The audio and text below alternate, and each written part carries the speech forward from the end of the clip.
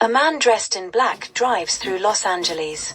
Near a car dealership, the man has a flashback of a car accident that occurred at the site which killed a young woman. The man arrives at an apartment complex and kills Mrs. Andrews, a female tenant, who recognizes him, with an electric drill. Afterward, the man dons a ski mask and murders two other women, the first with a hammer and the second with a screwdriver. The police are called and they interview the people who found the bodies, as well as Vance Kingsley, the owner of the building. The next night, the killer strikes again, breaking into the apartment of a woman who is masturbating in her bathtub and shooting her in the stomach and head with a nail gun. The murderer then abducts Laurie Ballard, a 15-year-old who lives in the above apartment with her family. Laurie's brother Joey is questioned by Detective Jameson and, frustrated by the detective's seemingly lax attitude towards Laurie's disappearance, decides to search for his sister on his own. While looking through the homes of the murdered women, Joey meets up with Kent, Vance's nephew, who has been hired to clean up the apartments of the dead tenants. While Joey is helping Kent, Kent mentions that Vance has not been the same since Kathy, his cousin and Vance's daughter, was killed in a car accident. It is revealed that Vance is the serial killer, having been driven insane and to religious mania by the death of his daughter.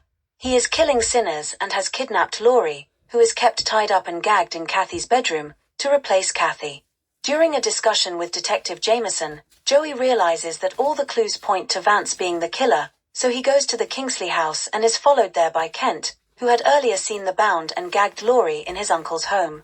Joey finds bloody tools in Vance's garage, and is confronted by Kent, who sets Joey on fire, burning him to death to protect his family. Kent walks in on Vance talking to Laurie, and enrages his uncle by telling him that he and Kathy had an incestuous relationship. Vance and Kent fight, and Kent ends up fatally stabbing Vance with a kitchen knife. Kent goes to Laurie and cuts her bonds with a pair of scissors. Laurie, crying, is elated to be free and Kent appears to comfort her, but he begins kissing Laurie and then rapes her. Afterward, Kent relaxes on the bed and behaves as if he and Laurie are married and implies that he killed Joey and Vance. Laurie sees the scissors Kent used to cut her free on the bedside table.